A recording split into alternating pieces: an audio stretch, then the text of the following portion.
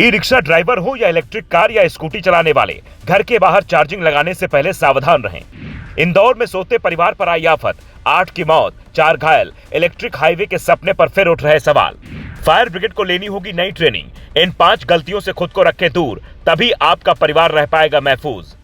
Electric गाड़ियों का चलन देश में जितनी तेजी से बढ़ा है, ई रिक्शा से लेकर इलेक्ट्रिक स्कूटी तक की भरमार सड़कों पर जितनी दिखाई देती है, और प्रदूषण कम करने के नाम पर इलेक्ट्रिक कार की जो बाढ़ आई है, वो अब परिवार के लिए नई आफत भी बन सकती है। क्योंकि इंदौर में जो घटना हुई है, उसने हर किसी को भावुक कर दिया है। हर इलेक्ट्रिक गाड़ी वाले को ये सोचने पर मजबूर कर दिया है कि कहीं वो कोई गलती तो नहीं कर रहा है। तारीख 17 मार्च 2026। इंदौर के ग्रेटर ब्रजेश्वर कॉलोनी की एक 3 मंजिला इमारत में रहने वाले मनोज पुगलिया अपनी इलेक्ट्रिक पंच कार चार्जिंग में लगाकर घर में चले जाते हैं। घर में उनकी बहू, बिहार से आए परिचित और बच्चे थे, जो सुबह तड़के करीब 3:30 पर नींद की आगोश में थे। इनकी इलेक्ट्रिक कार के चार्जिंग पॉइंट के पास तेज आवाज होती है, धीरे धीरे लपटें उठती हैं और घर के अंदर तक पहुंच जाती हैं। दरवाजा डिजिटली लॉक था, यानी उसमें चाबी नहीं बल्कि पासवर्ड डलता था, इसलिए लाइट जाने की वजह से वो खुल नहीं पाता और अंदर ही दम घुटने की वजह से सबकी मौत हो गई। 65 साल के मनोज पुगलिया, 30 साल की उनकी बहू सिमरन पुगलिया, 60 साल की सुमन सेठिया,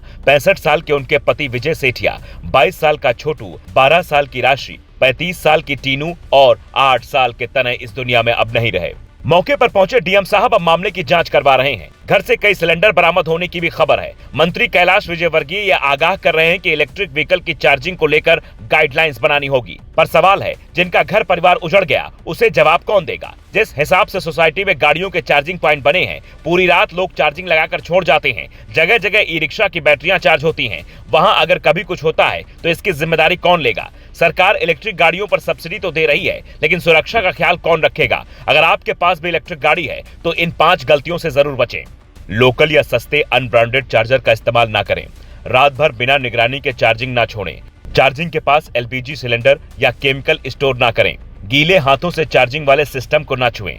खराब बैटरी या डैमेज वायरिंग के साथ ईवी चार्ज ना करें। जानकार कहते हैं कि बैटरी का टेम्परेचर कंट्रोल से बाहर हो जाता है तो केमिकल रिएक्शन तेजी से बढ़ता है, और फिर वो होता है जिसकी उम्मीद किसी को नहीं होती। क्योंकि इलेक्ट्रिक व्हीकल के हिसाब से फायर ब्रिगेड को ट्रेन नहीं किया गया है, उसमें बैटरियों को बुझाना बेहद मुश्किल होता है। इसलिए फायर ब्रिगेड को भी बदलते दौर के हिसाब से ट्रेनिंग की जरूरत पड़ सकती है। इसलिए जब तक सरकार इसे लेकर नियम नहीं बनाती, तब तक आप खुद ही सावधान रहें। इंदौर की घटना में डिजिटल लॉक की कहानी में भी नए दावे किए जा रहे हैं। उस घर में काम करने वाली मेड ने एक इंटरव्यू में कहा, वहां सामान्य लॉक था।